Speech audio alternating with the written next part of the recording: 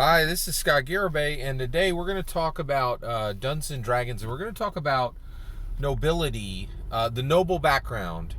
We're going to talk about royal blood. All right, and so this has been very much an abstract concept for me as an American. I don't really, I've never had a king or a queen over me, and actually, the entire American structure is very much the entire America is constructed to never, ever again have a king or a queen. We refuse to be ruled by a monarch. Now, I know, actually, I hear there's a lot of talk like that. There was a lot of talk before the Queen's death. So Queen Elizabeth recently died. And so this has been an opportunity for me as an American, for me as an American dungeon master, to look at what monarchy looks like in real life, what the noble Queen Elizabeth II had the noble background, right? That has been an abstraction for me. I really had no idea what that looked like in real life, but her death has put it front and center, right? And I've gotten to see IRL what royal blood means, right? It's no longer an abstraction. It is a very practical demonstration. So, I deal with this in Dungeons & Dragons as an abstract, but everything that I put into my games, I want to understand at a practical level, right? And I'm not the only one who does that. There are, people who trust and believe. There have been people who have written 100 pages on the longbow and what its real range is, and if it's a D6 or a D8, so this level of focus is not that uncommon for Dungeons and Dragons. So basically, what really shocked me is just what royal blood means, what it means to have royal blood.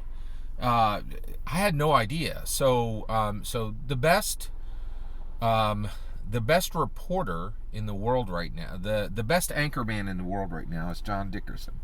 He works for he just moved to a new position. And he is on CBS News primetime, and I've been starting to listen to his everyday news. He has a summary of news every day. It's an hour long. It's absolutely fantastic. The news summaries are incredibly important to me, and I used to listen to the New York Times. Now I read the New York Times, but they had an audio digest that was amazing, and that disappeared and has not been replaced with anything, which is really sad. But actually, I've been bouncing around, and John Dickerson is crushing it. He is doing a great job. And he explained this. He said, there were people all over the United Kingdom. First of all, he explained that they carried the Queen's body in a lead-lined coffin all over the United Kingdom, right? And everywhere it went, people by the thousands got, just lined up on the road literally to see her, and they were given by the United Kingdom an entire week off of work, right? Like in America, when a president died, we don't get nothing, right? It's like, oh, well, that was that.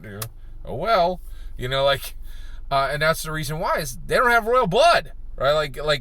Man, in a country that has a monarch, boy, they put incredible importance on royal blood.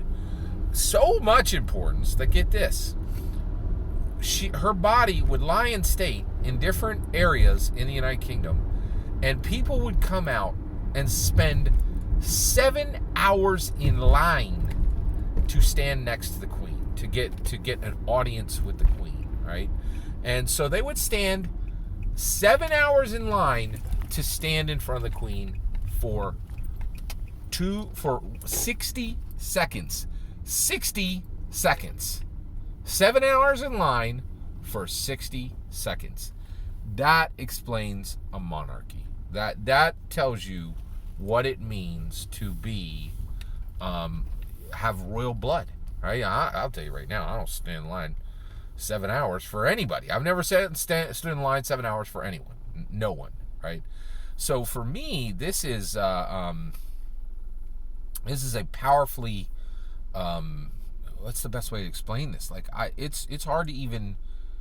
it's hard to explain how powerful this is. It's just that's incredible. I've never heard anything like that, right? And of course, they're standing 7 hours in line to get an audience with her, and she's no longer sentient or living, right? Like, she's not with us, unless you believe in the supernatural, and a lot of people do. A lot of people believe in the supernatural. I think it's quite surprising. I don't think people understand how much belief there is in the supernatural nowadays. There's a lot. It's very, very considerable. There's very strong belief in the supernatural nowadays, and I think that might be one of the reasons why somebody would be willing to wait 7 hours, to have a 60-second audience to stand near someone, right, who's passed, right? That's astounding. I've never heard anything like that in my life.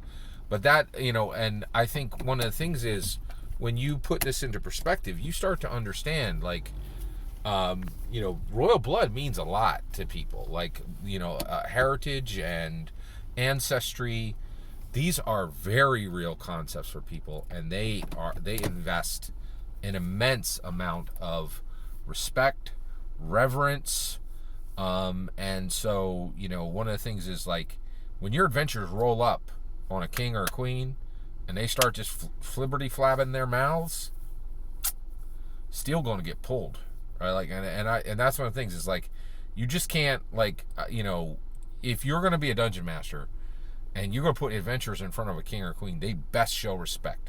And I think a lot of us have players who, like to do shenanigans and stuff. All that's, you're in an inn or a tavern, let them have fun. Let the shenanigans fly. But if they're in the presence of royal blood, based on what I'm seeing from the death of Queen Elizabeth II, you need to check that noise, man. Like they've got to show respect, or there has to be hard consequences for those adventures.